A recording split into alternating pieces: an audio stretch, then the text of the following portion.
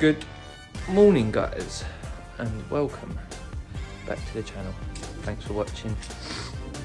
I'm going to start with a little something different today. Today we are going to be working on my Audi TT. I bought it as a project when I had two vans, and I ended up selling the vans. Now I've just had that, so I haven't had time to get around to fixing it. So let's start off with a little show of the car.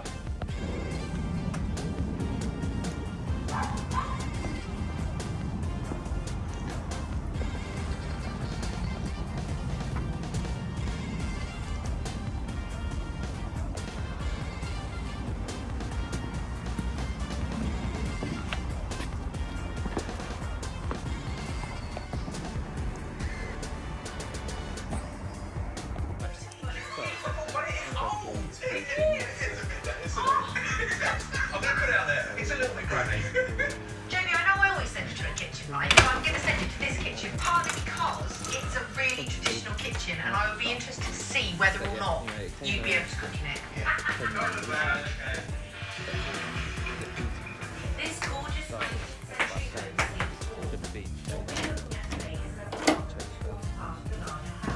No, the garage one.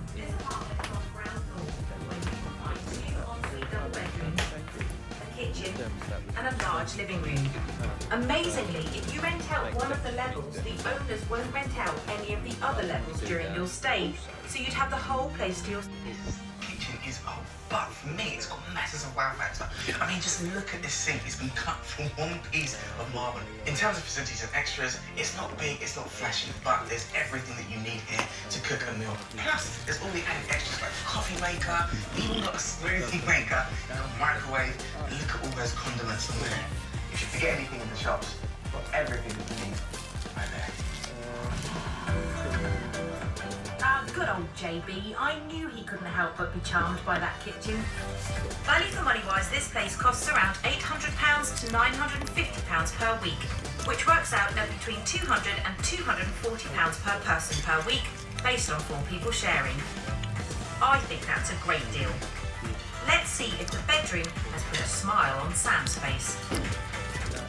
Oh, wow. Look at this. Look at this.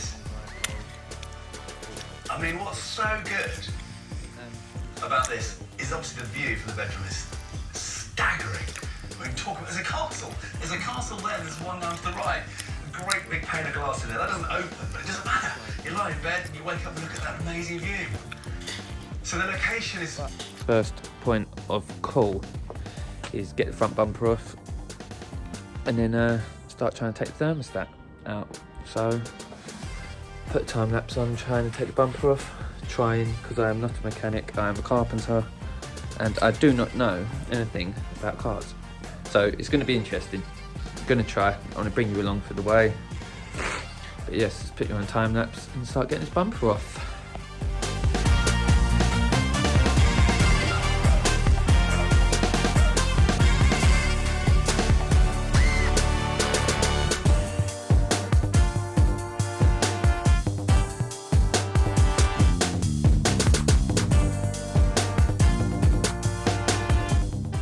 So that's all off.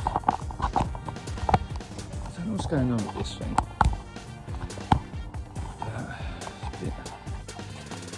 It's a bit annoying. Right, so that's all off. Bumper. Right pain, to be honest.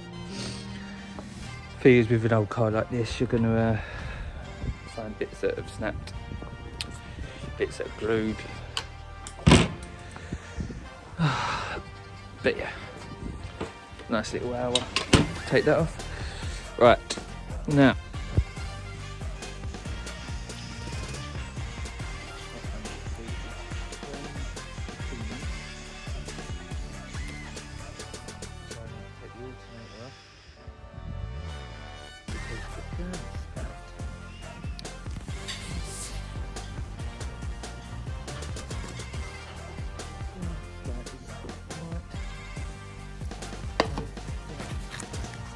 Yeah, you read it well as well, Sus.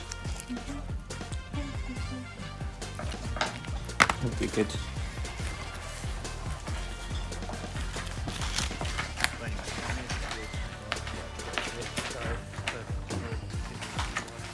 It makes sense though. Yeah. Get what Yeah, you're trying to, what you're trying to get at. Yeah. Like my dad. Okay.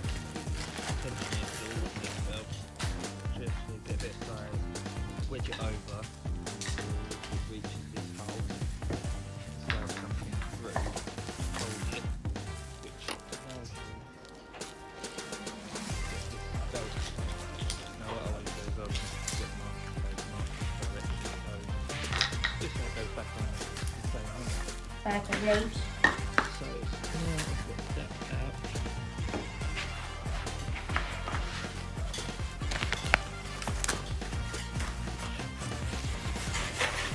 I can't forget this one.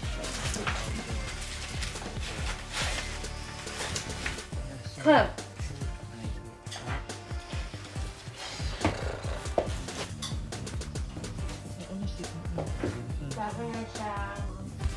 Okay. You I like it.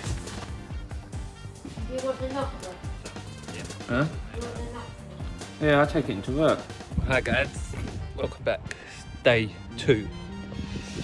So what I managed to do is get all the front bumper off. I managed to get the thermostat changed. Managed to get the thermostat changed yesterday. And my camera died, so I didn't actually get to film it. But it is raining. Typical London day.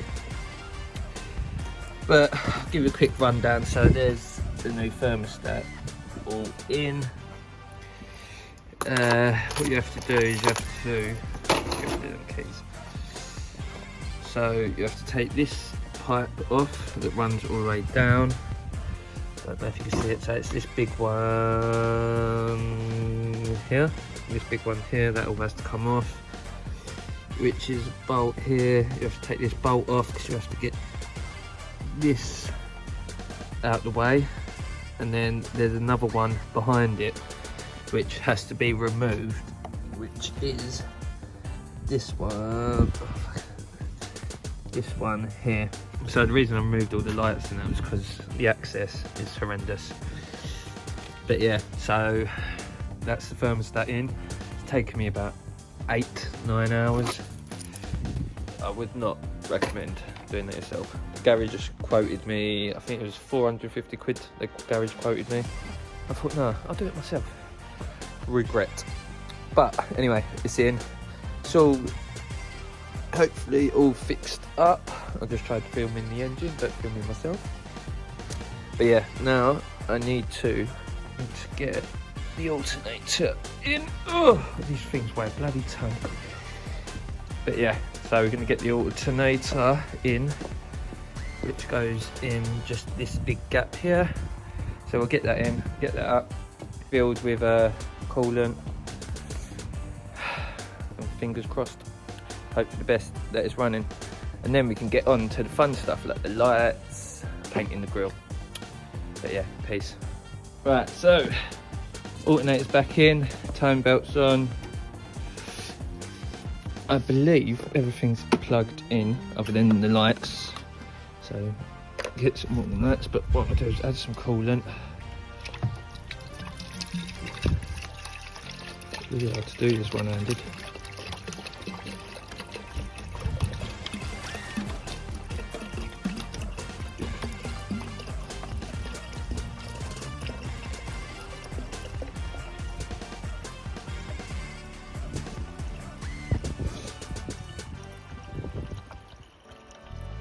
Oh, this is great content, isn't it? How to fill up a coolant bottle.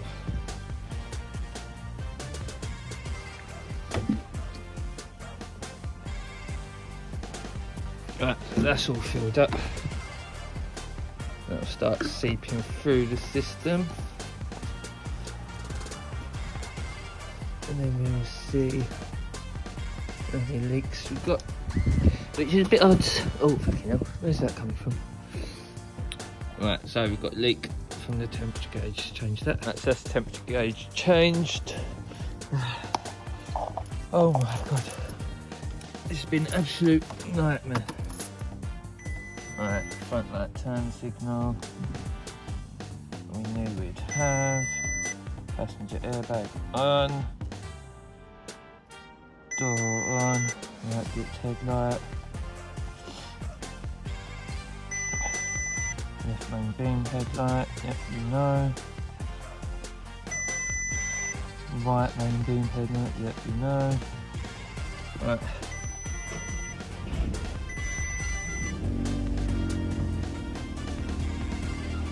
So it started.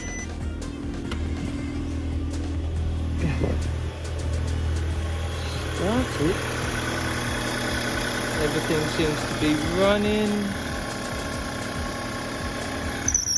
Oh, something slipped.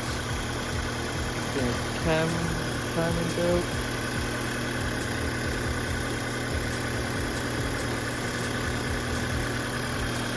Tensioner sitting in the middle. These pipes again. Nothing coming out of the thermostat. Looking good, guys. Looking good. Right, so we'll leave it warm up. See, check, come back, check, make sure everything's alright. Then we'll go from there. Right, guys. So the car's all back together. The thermostat's back heated up. It's all replaced. Tired. But now